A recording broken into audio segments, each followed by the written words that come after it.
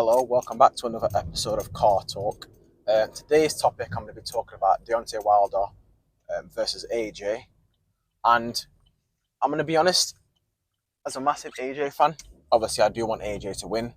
But unfortunately, that fight is not happening.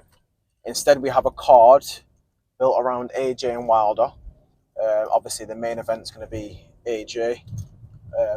And obviously, the co-main event, Wilder in there as well.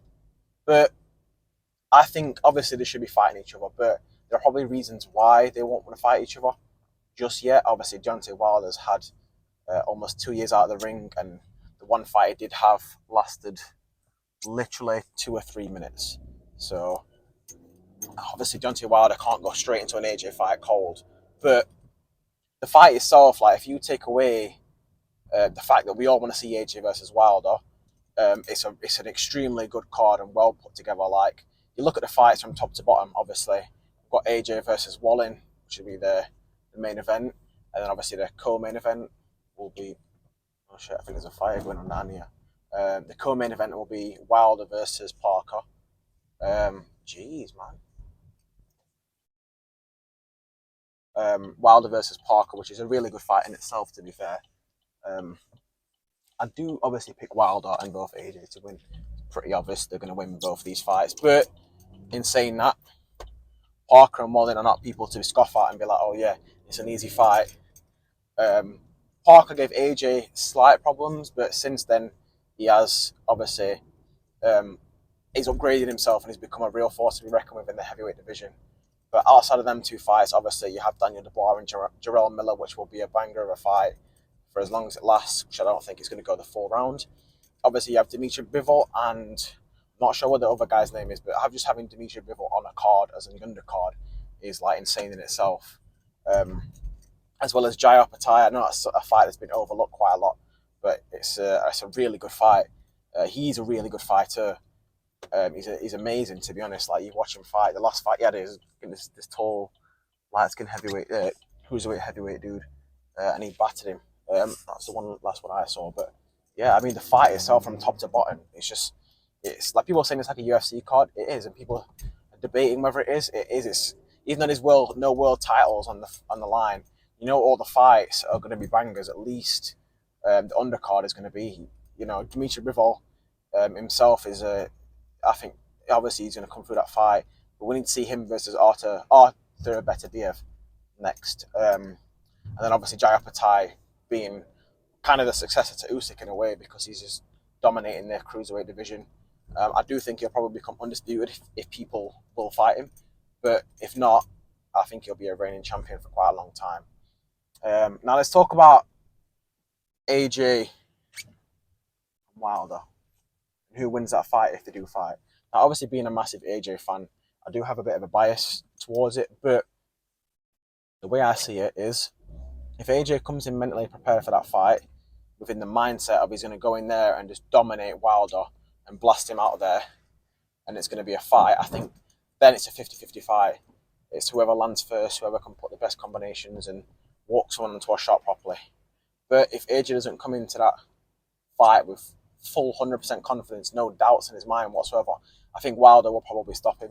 Just because Wilder's crazy, man. I say to everybody I speak to about Wilder fights, man, he's fucking nuts. Like in them Fury fights, man, he went out on his shield, like to the point where he was just exhausted, man, and still fighting. Like I was showing my nan the other day watching the Fury fight.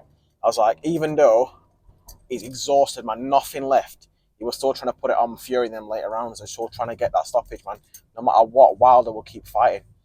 And as a big of an AJ fan I am, like in the past he hasn't shown the most, like in the recent fights, that resolve to come through and just absolutely annihilate somebody at the end, whereas I guess Wilder kind of has. And I think that's one thing that Wilder has, and I wish that AJ that shows in these fights, in that fight, is that if he gets hit and he gets knocked down, like where does he go from there? He's done it in the Klitschko match, and that was obviously an amazing fight. But the way I see it is, if he gets hit by Wilder and he gets badly hurt, which he will do if he gets hit by Wilder,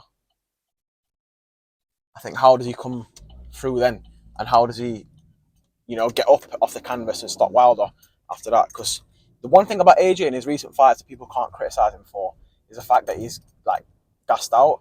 In the last two Franklin fights and Helenius fight, he was keeping at the same pace that he did in round one all the way through. And even in the later rounds in Franklin, they started putting it on him. Granted, they weren't the hardest fights, but he's shown, even in the Usyk 2 rematch, that he can keep up there and keep that pace going. And now against Usyk, you're always going to be like outpaced anyway. Even Fury is going to be outpaced by Usyk. So it's not a matter of, yeah, but you got tired against Usyk, because Usyk puts more pressure and more fatigue on anybody in the heavyweight division. So you can't even use that argument against someone like Wilder, who's going to have a slow pace throughout the whole fight, who's not going to put it on AJ and put that pressure on him and put punches together and make him work like he's never worked before. Wilder isn't going to do that. Wilder will wait for AJ to walk onto a shot. He'll wait for that opening, and if AJ allows that opening to come, man, it's going to be a hard night to be an AJ fan. And yeah, I think the thing is though, having obviously Usyk and Fury confirmed, man, it's going to be a good year next year for boxing, and obviously a great year to the end of this year. I think a lot of people have said that boxing, like even myself, without objectively looking at boxing this year, the boxing's like died off. And when you look at the fights this year that have happened, I guess, you know, you can't even make that argument when you've had Tank and Garcia, and you've had Terence Crawford and Spence, man. You know, we've been and Haney and Lomachenko. We've had some good fights this year as a boxing fan. It's just them big fights that we want to see. The big guys got at it, you know. The Usyk and the Furies, and the Wilder and Joshua. And Usyk and Dubois was a good fight, to be fair. I quite enjoyed that. I mean, Dubois, obviously, you know, it's controversial about the low blow. Personally, I do think he's a low blow myself, but besides the point, that was a good fight. So it's not like we've not been eating as boxing fans this year. It's just that UFC, in comparison, have put on, you know, extremely amazing cards and fights. So, you know what I mean? Like, they're constantly fighting the best of fighting. Whereas boxing, it's not consistent. There's 2 or 3 a year, but you look at UFC, there's probably 8, 9, 10 amazing fights that happen. Just look at Pereira, man. Pereira's been in 3 of them this year in UFC.